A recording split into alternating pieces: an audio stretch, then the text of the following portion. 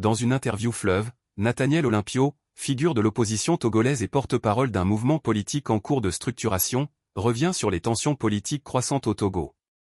Il aborde sans détour la montée en puissance des mouvements citoyens menés par la jeunesse, les accusations de violences étatiques, et les dérives autoritaires du régime en place. Une mobilisation citoyenne inédite.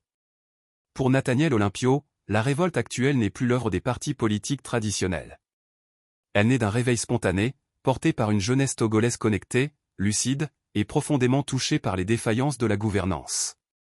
Ce n'est plus une course à la vedette, insiste-t-il, refusant toute rivalité avec les nouvelles figures de la contestation.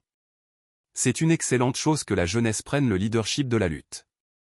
Le mouvement M66, composé de jeunes et de blogueurs, a lancé un appel aux manifestations les 16 et 17 juillet. Nathaniel Olympio ne se pose pas en chef de file, mais en soutien inconditionnel. Il salue leur sincérité et leur courage, ils ne cherchent pas de poste électif. Ils défendent leur dignité. Une opposition discréditée, volontairement? Interrogé sur le rejet manifeste des partis politiques par les jeunes manifestants, Olympio admet une crise de confiance. Mais pour lui, ce discrédit est orchestré par le pouvoir lui-même, le régime a tout fait pour décrédibiliser l'opposition auprès de la jeunesse. Il accuse le gouvernement d'avoir vidé de leur sens les libertés fondamentales, notamment à travers une loi liberticide promulguée en 2019, malgré les avertissements des rapporteurs spéciaux de l'ONU. Depuis cette date, selon Olympio, il n'a plus été possible pour l'opposition de manifester librement. La dernière manifestation légale date de janvier 2019. L'affaire en rond, déclencheur d'un réveil collectif.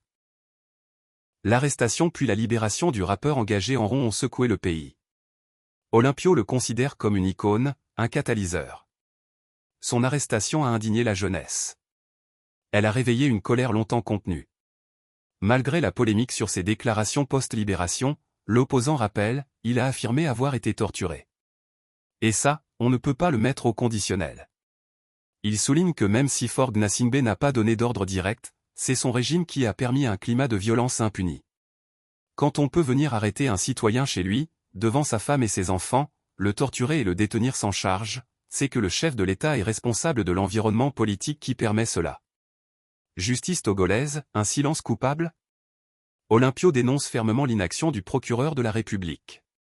Malgré des morts lors des manifestations de fin juin, aucune information judiciaire pour assassinat n'a été clairement ouverte. Parler d'enquête contre X sans qualifier les faits, c'est vouloir cacher la vérité.